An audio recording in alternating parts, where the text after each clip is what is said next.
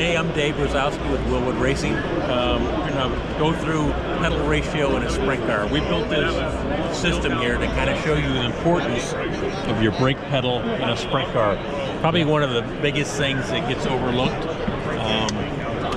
Depending on the chassis builder and the pedal manufacturer, there are numerous ratios, and people do not put enough emphasis on the importance of the pedal.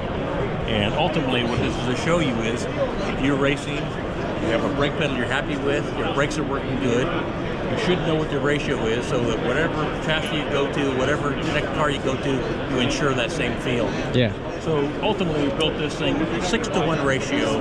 It's kind of the most prominent ratio nowadays in a race rail type car. Mm-hmm. Which ultimately just means, you know, you gotta push the pedal fairly hard. If you look at the gauge, when I'm pushing up there, I'm getting 500 pounds and pushing on it pretty dang hard. Yeah. That's what pretty what was the travel approximately then too? Yeah, so the travel there, we always try to start off with the pedal. The ideal number is going to be 5 inches from the motor plate to the back side of the pedal.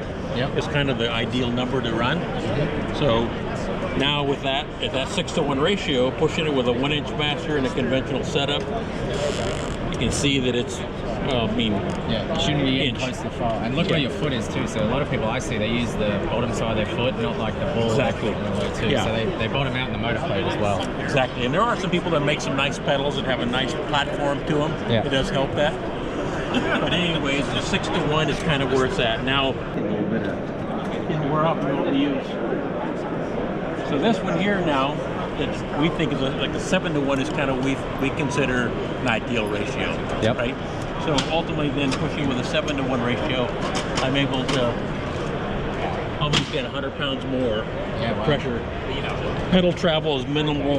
It's about a little bit further. Barely an eighth of an inch difference. Not bad, but that little change will give you ultimately 100 pounds more line pressure, less leg effort. Yep.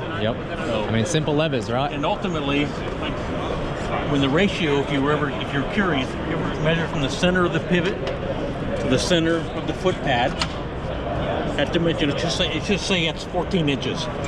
Measure from the center of the pivot to the center of where it's up to your master, let's say that's 2 inches. Yep. 2 into 14 would be a 7-to-1. Yep, absolutely. But, yeah, so that's our recommended ratio. Sweet.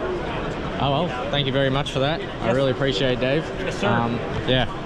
Get your brakes right. I can tell you that very much. Massive thanks to Wilwood. Yep. Yeah. Catch you this season.